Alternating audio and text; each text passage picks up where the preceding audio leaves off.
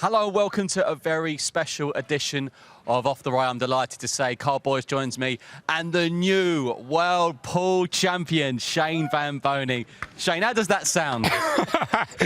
Sound amazing. You really, really deserve it. You've been brilliant all week. You got better and better as the week went on. Did you feel you got better as the week went on? Yeah, absolutely. After when I beat Mika and came back for the biggest match, you know, I was down 10-3, and when I won the match, I mean, it meant something for me. So, and I told myself I'm going to try the best I can do. Karl, the day later, Shane goes and beats two very good players from Chinese Taipei. That's when we started to think, hold on, this could be his year. Yeah, obviously Shane's, you know, he's a proper player and he's won so much in the game. He never managed to win this one.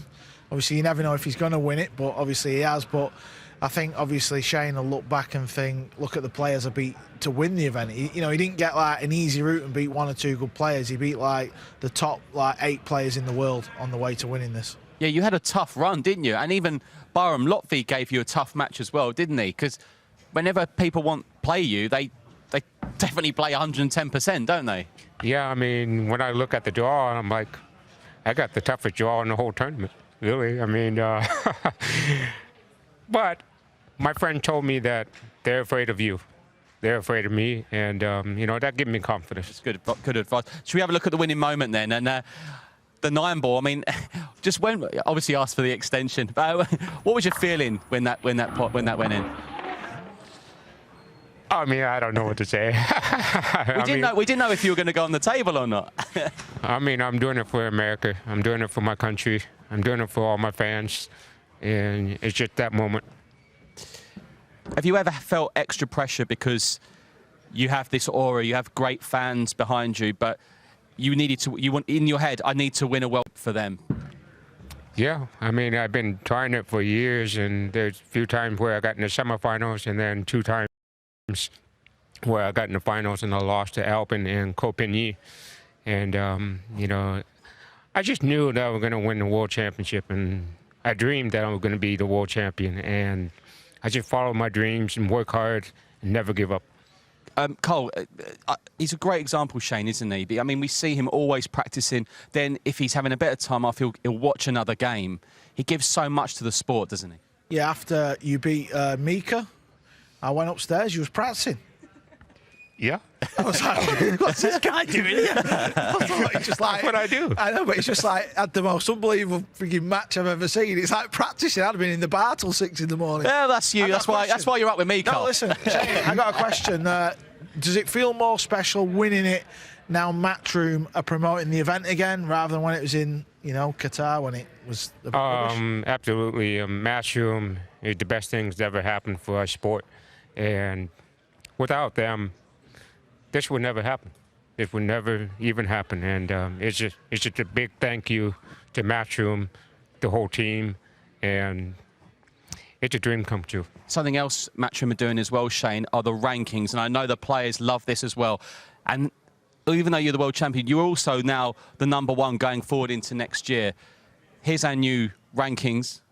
Shoot, right up you go. Hey, there's more tournaments this year. Yeah, so, absolutely. Let's bring them on, eh? There might be more. Yeah, it might be more. So that's something as well for players to look forward to as well, isn't it, with this new Nineball ranking system? Yeah, it's very interesting, and I think it's a good way to go. Karl, a word on Albin. I mean, very impressive to reach a final after being a world champion last year.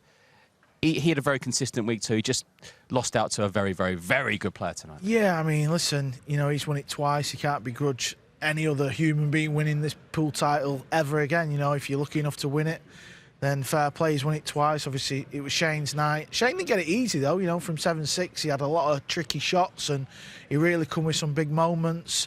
And I think the final was your biggest win by the scoreline. Every other match was like 11-9, 11-10, 11-8, you know, against world-class players. And, you know, Albin was very sporting in the end. And obviously, he congratulated Shane on his title. Shane, I think the biggest turnaround when I kicked the 1 ball in the corner. 5-5.